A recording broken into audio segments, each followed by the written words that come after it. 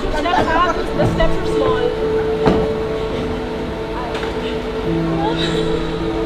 Ready? Sige, sige.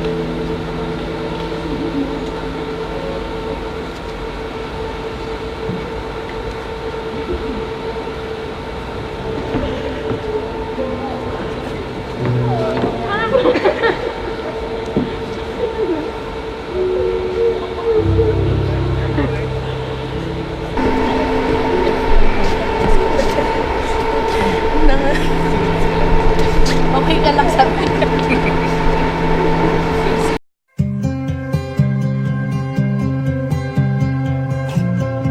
Usap-usapan ngayon sa social media ang mga behind-the-scene footage at mga kaganapan sa katatapos lang na Dear Heart concert ng megastar Sharon Cuneta at Gabby Concepcion, kagaya na lamang ng ibinahagi mismo ni Sharon sa naging rehearsal nila bago ang mismong concert.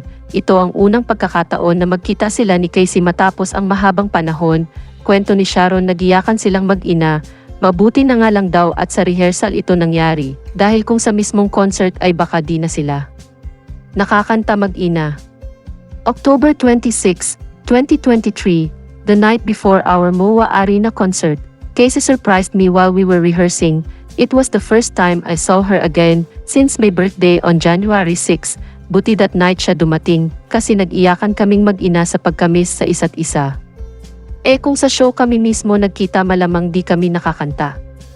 Although nagte-textan at nagpadalahan naman kami ng gifts sa isa't isa, Casey will always be my baby number one no matter how old we both get.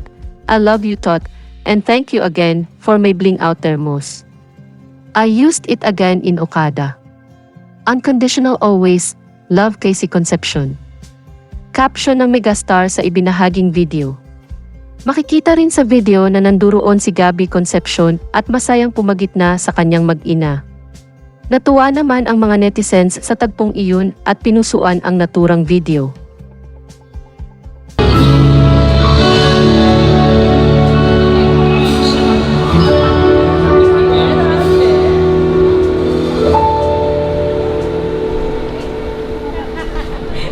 Kanta na! Makanta na!